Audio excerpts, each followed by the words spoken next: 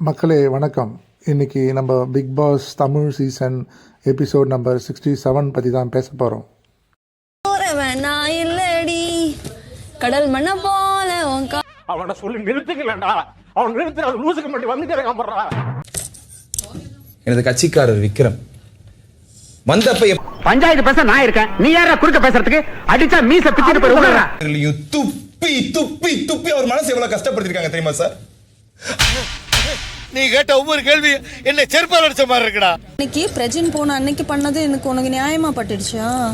நான் செவனே தானா போய்க்கிருந்தேன்.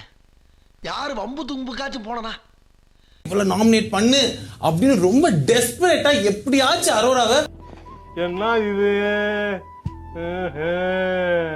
நீங்க அந்த வாரம் தான் பாத்திருக்கீங்க அவரை. அது வெயிட் லிஃப்டிங் பண்ணும்போது ஒரு மாதிரி பாத்திருக்கீங்க. இது ஆக்ஷன் மேடம். இவனோட நடவடிக்கை வெளியில விட்டு பாருங்க, அப்ப நல்லா சிரிக்கிறான் பாருங்க. என்ன சொல்ல வரீங்க? வெயிட் லிஃப்டிங் தேவையில்லாம சிறுத்தைய சுரண்டி பார்க்க தாங்க மாட்டேன். போ போ போ போ போ போ. அரோராக்கு ஃபேவரா வந்து போ போ போ. அவனை சொல்ல எந்திரிச்சு போ. அவன் கிறுக்கு பையனா இருக்கானே இவன். குரூப்பிஸ் சிரிச்சா மாதிரியே இருக்கணும். ஸ்மைல் இருக்க மாட்டான்ற ஸ்டாண்ட்ல தான் நீங்க இருப்பீங்க என்னைக்குமே. அத நான் பல நேரம்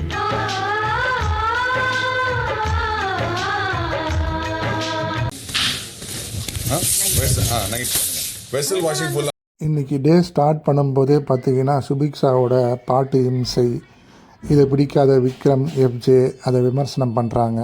அது ஏன் அவங்களுக்கு பிடிக்கலனே தெரில. அவங்களுக்கு பிடிச்சதை அவங்க பண்ணுறாங்க, உங்களுக்கு பிடிச்சதை நீங்கள் பண்ணுறீங்க. உங்களுக்கு பிடிச்சதை நீங்கள் பண்ணும்போது அவங்க கேட்குறாங்களா? இது முற்றிலும் கண்டிக்க வேண்டியதுங்க. இது தொடர்ந்து கோர்ட் டாஸ்க் ஸ்டார்ட் ஆச்சுங்க. இதில் விக்ரம் சுபிக்ஷா அதாவது சுபிக்ஷா தன்னுடைய சமூக பிரச்சனையை பாட்டின் மூலம் தொடர்ந்து வெளிப்படுத்திக்கிட்டே இருக்கார் அப்படின்னு குற்றம் சாட்டியிருந்தார். இது சற்று வித்தியாசமாக காமெடியாகவும் இருந்தது. சிலருக்கு சலிப்பாகவும் போர் அடிச்சிருக்குங்க. அதுக்கு பிறகு பார்த்திங்கன்னா எஃப்ஜே ஆதிரை கூட நெருக்கமாக இருக்கிற காட்சி.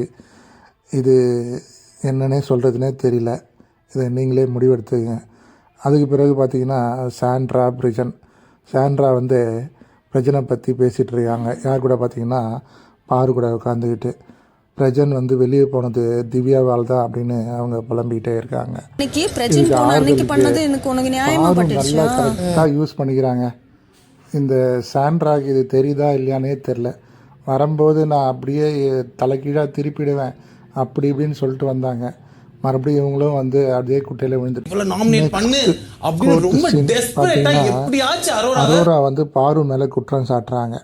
அதாவது பார்வதி தொடர்ந்து தன்னை பற்றி அவதூறு பரப்பி வருவதாகவும் எப்படியாவது தன்னை பிக்பாஸ் வீட்டை விட்டு வெளியேற்றி விட வேண்டும் என்றும் கங்கணம் கட்டி செயல்படுவதாக அரோரா குற்றம் சாட்டுறாங்க. அதற்கு விக்ரம் ஆதரவாக வக்கீலாக வராரு. பாரு அரோரா மேல் அவதூறு பரப்புவதாகவும் அரோராவை பார்த்து பயப்படுவதாகவும் உங்கள் முகத்திரை கிழிந்து விட்டதாகவும் பார்வதியை கடுமையாக விக்ரம் குற்றம் சாட்டுறாரு. பார்வதிக்கு பாயிண்ட் கிடச்சிச்சு. இதை பிடிச்சிக்கிட்டு விக்ரமை வாங்குன்னு வாங்க போகிறாங்க. இதில் நம்ம ஜட்ஜாக உட்காந்துக்கிற சாண்ட்ராவும் சப்போர்ட் பண்ண போகிறாங்க. இந்த மாதிரி ஜட்ஜி பேனல் நீங்கள் எங்கேயுமே பார்த்துருக்கவே முடியாதுங்க. இங்கே குற்றவாளிக்கும் குற்றம் சாட்டப்பட்டவருக்கும் ஒவ்வொருத்தர் ஜட்ஜு. இதில் எப்படிங்க கரெக்டான நியாயம் கிடைக்கும்? அதாவது சாண்ட்ரா பாருக்கு ஆதரவு, கனி அரோராவுக்கு ஆதரவு. இது ரெண்டு பேரும் தனித்தனியாக தீர்ப்பு தராங்க. கடைசியில் நம்ம பிக் பாஸ் என்ன சொல்கிறாரு? ஆடியன்ஸோடைய தீர்ப்பு தான் கடைசி தீர்ப்புன்றாரு. ஆடியன்ஸ் எல்லாம் பேசி அரோராவுக்கு ஆதரவாக சொல்லிடுறாங்க. உடனே நம்ம மேடம் பாரு குரூப்பிசம் அப்படின்னு சொல்லி இந்த கேஸ் முடியுதுங்க. அவ்வளோதாங்க. கடைசியாக ஒரு ப்ரொமோஷன் டாஸ்க் வச்சு இன்றைக்கி எபிசோடை பிக் பாஸ் முடித்து வச்சிட்டாரு.